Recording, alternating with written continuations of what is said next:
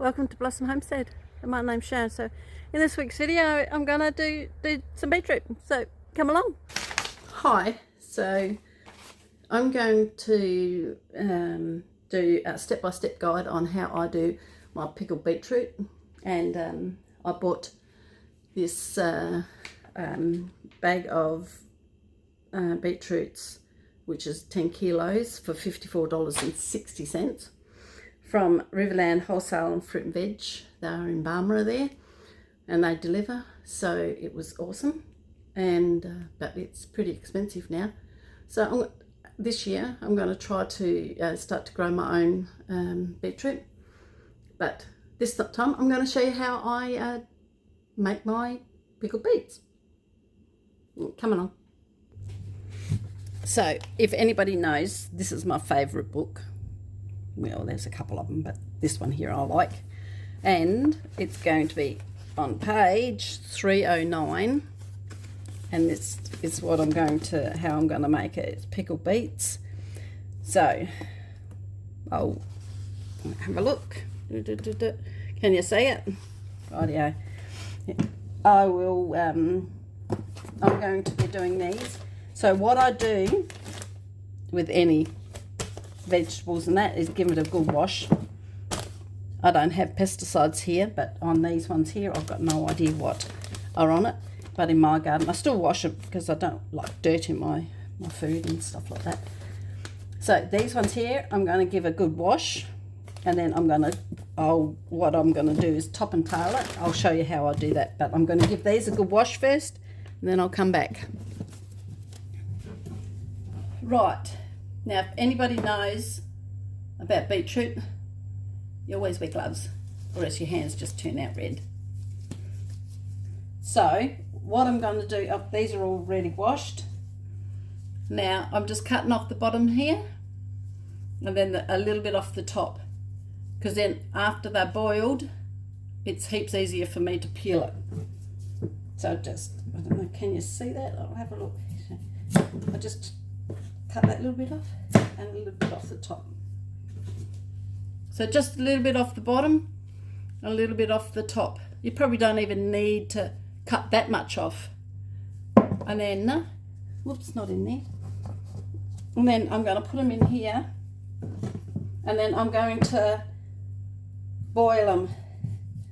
And that's going to probably take two hours to...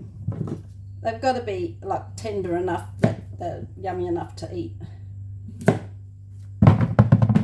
And that's what I'm going to do to all them all. I'll show you when I come back.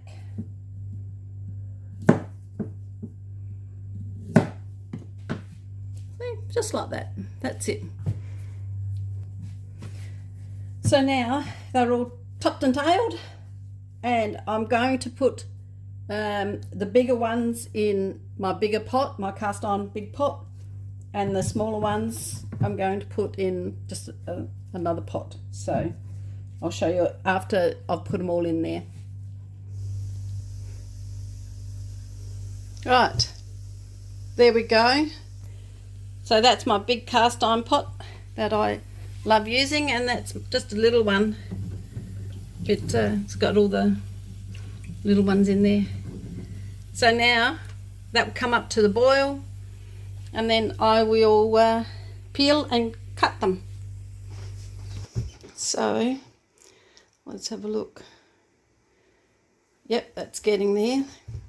A little bit there. And what about these? Can you see? Here we go. Oh, yep, perfect. That's finished. I'll start peeling these ones. All right, yeah.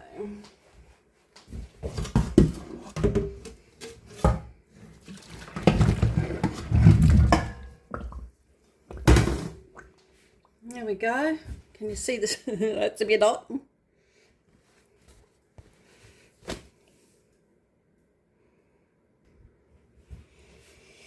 So now it's going to be too hot, those other gloves, so, and it just they peel off.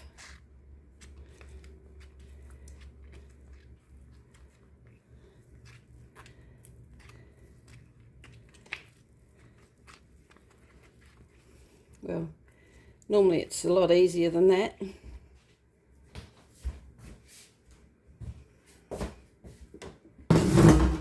Get my scrap bucket up there. I might actually. Let's see if this one here is a lot easier. Yeah, there we go.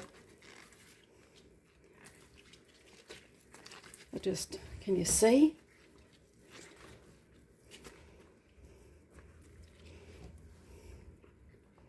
Nice.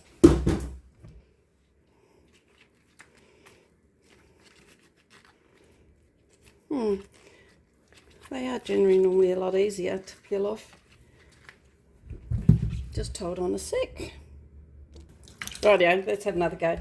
I've just put a bit of water in here. Yeah.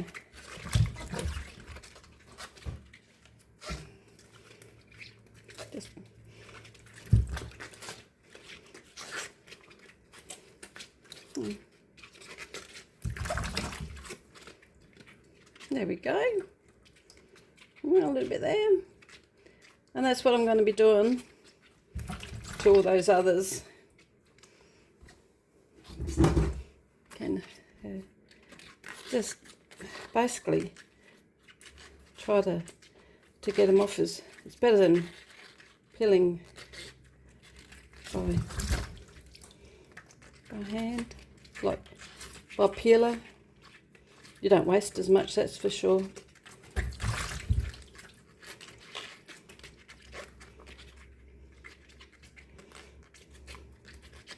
There we go. So I'm going to be doing that to all of them.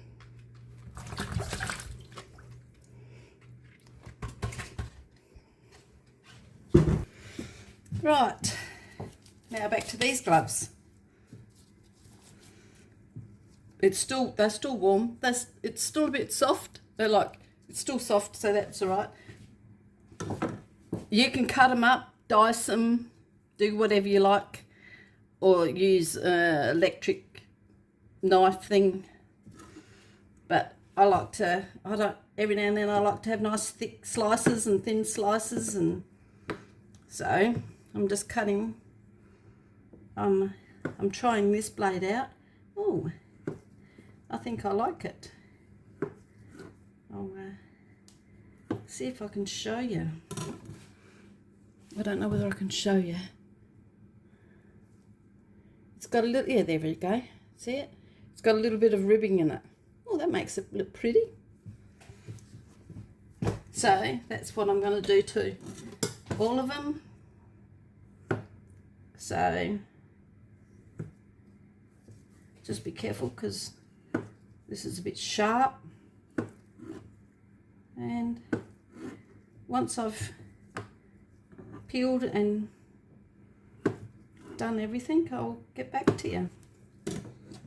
That's a bit of the skin, so we don't want that. So that's it. That's what I'm going to be doing for the rest of these. And isn't it nice to have a nice sharp knife? Look at that. Just go straight through like nothing. Like butter. They're still a bit warm. Yeah, we're warm. But I don't mind my beetroot thick. I like beetroot. So I like I'll do. See, there. It's pretty, isn't it? With a nice. Anyway, I'll get back to you. Right, now I'm going to do the brine, and it says 3 tablespoons of salt. Oh, well, just hold on a sec. Right, I've got some salt now. Now, I'm doubling this. It says 3 tablespoons of salt, so I'm going to add 6. One, just do that. Right, well, that's 6 in there now. And now I'm going to add, it says 2.5 cups. So that's 5 cups of vinegar. I'm just using white wine vinegar.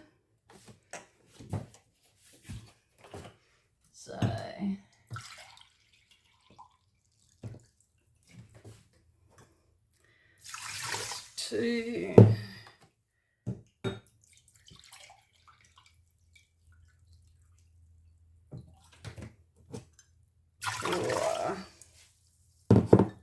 Just have all that. Did that fill one cup? Oh, that's spot on. So that's 5.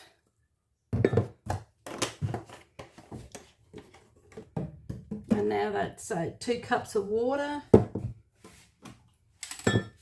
You can, this is rainwater. So I'll just put it in there to filter it, but that's easier for me to pour out. So that's 2 cups. And then I am going to sugar, done 2 cups of sugar. Oh, I stuffed up, didn't I? Not.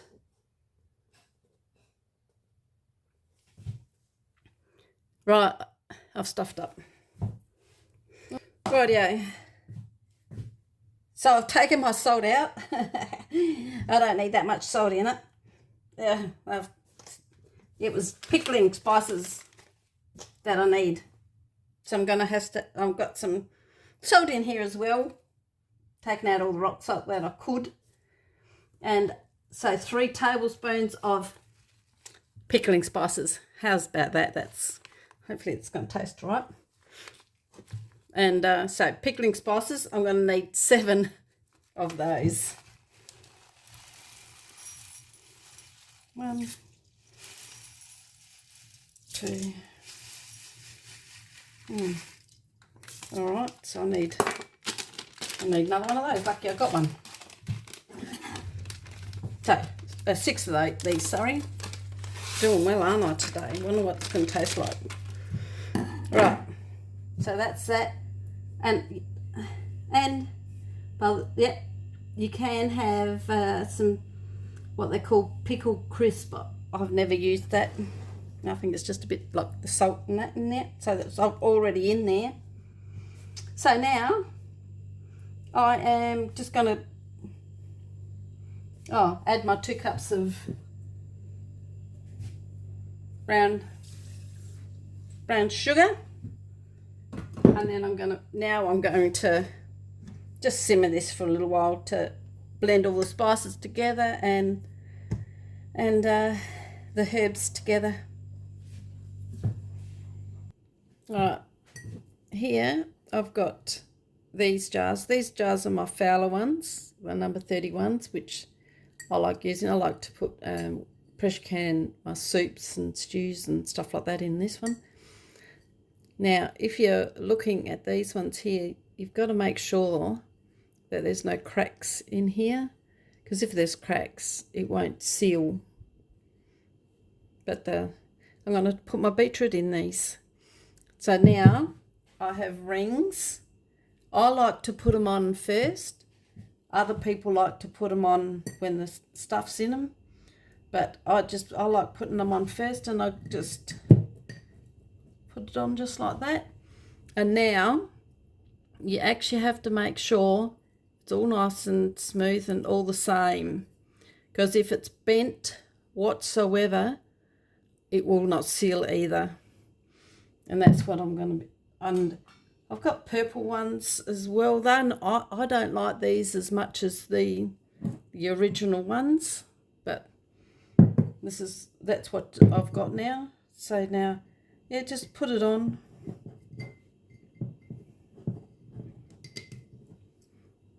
And make sure it's all the same. It's got to be all level like that. Right, I'm going to put all those together. Right, I've got my brine there. I'm just going to put a bit in the bottom. Makes it easier for debubbling. Only just a bit. I'm going to have to make up some more. I do know that.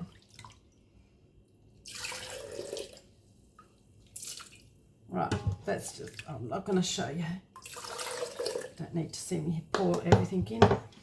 Right, that's, I'll put that like that. I've got to get that out of the way.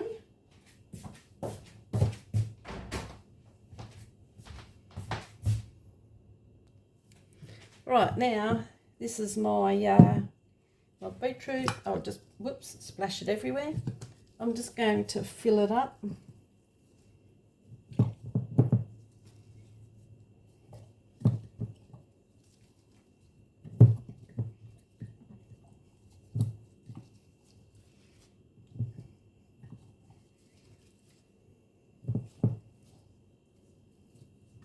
There we go.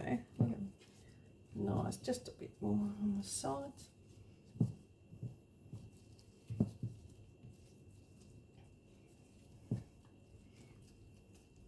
Right, well that's what I'm going to be doing to the lot, so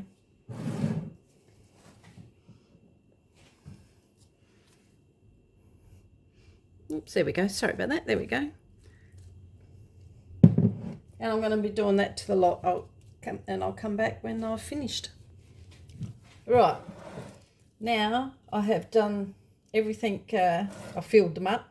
I've got quite a bit left over, so I'm going to have to do another batch. But so what I do now is I fill it up as much as I can,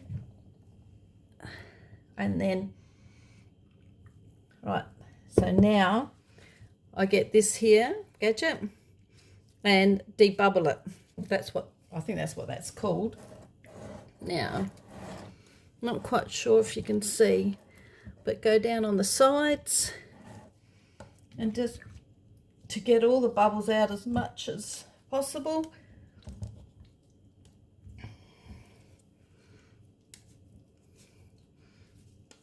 So that's too much in there. Now I've just filled it up a bit more, and that's it. Now I'll just clean that. I've got to actually have a look to see how much headspace. So I've just gone and taken a few out now, so that you've got to have a 1/2 inch headspace. Now I like to clean my rims with vinegar and water. You don't with vinegar and paper towel, only because this has got sugar in it. Sometimes some have a bit fatty, and it doesn't seal very well. So 1/2 inch headspace, perfect. Look at that, just perfect. I'm gonna have to, yep, perfect. So now with this, I get my lid. I've cleaned and washed them and everything like that, and I just place them on, make sure, and I look around to see that it's all level and everything. I can't tip it up because I'll tip it out. And then I just put one clip on, and now it's time to water bath, but I'll do the rest. Right, I have here my Fowler's Valcola and put my jars in. So these don't get over, I can't overfill them type thing. So I have to do it probably, I think it's 45 minutes for, I'll see, write it down on actually how long it goes for. So I've got to bring it up to temperature, 92 degrees at a rolling boil, and keep it at that temperature for 45 minutes.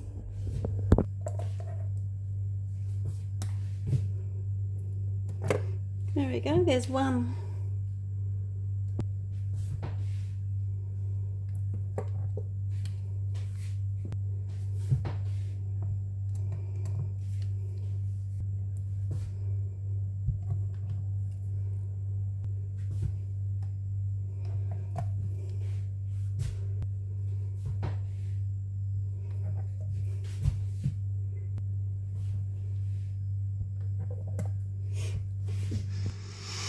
So after they've come to boil and stopped for 45 minutes, I leave them in, it's turned off and everything, and then I leave them in there for another 10 minutes just to settle down a bit. And then I take them out, and this is what they're looking like. You can see bubbles in there, like air bubbles. But I did try to get them out as much as I could. But they're looking good. So actually, I'm up to my last, these ones, and I'm using the Kilner jars. And I feel like using my Tatler lids. So these are, they are Tatlers. Don't know whether you can, it does actually say on their Tatler. And it's like an easy seal thing. I got these when COVID hit because I couldn't get any of those other rings. And all you got to do is have that. And I just put it on the same as you'd normally do. Put the ring on. And then that's it, just finger tight. But once I get them out of my Fowler's Vacola water bath, I will tighten them again, just to give it a bit of a extra squeeze, and then they cool overnight just like normal. Whoop, I'm not going to use that one. Look, that one has a, so that one's getting ditched. All right, here's another one. I'll put that on, and then just sort of finger tight to start with too, like you normally do with your other ones, not really tight or anything. And now they go into the water bath.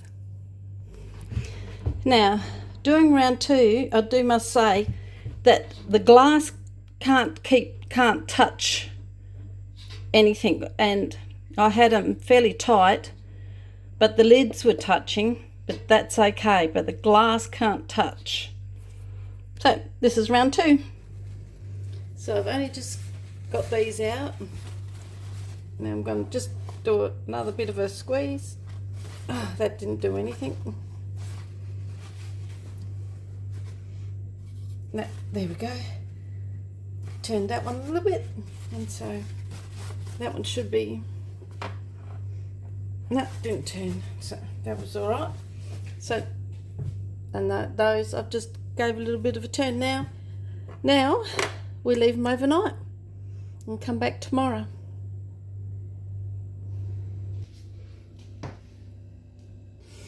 Rightio guys, now these have been overnight, so they're nice, they're cool as, so I take them off, and then we hope they seal, so you can lift, when you know they've sealed, that you can lift it up and by the lid, and that's sealed.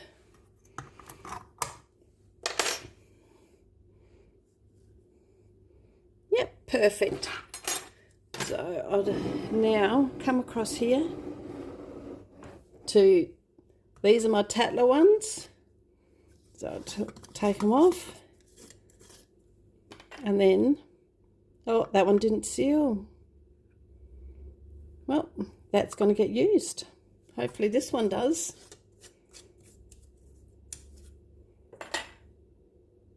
There we go, that one's sealed. Well, we're going to have that tonight. So I'll just go in. I'll just quickly check to see those other ones. Oh, I'll show you what. Let's have a look. Look, yum. That'd be all right. I'll have that. I'm not worried about those.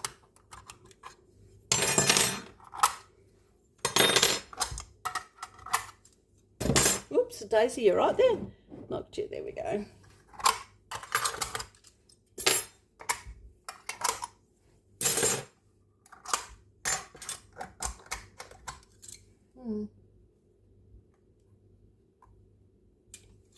Perfect.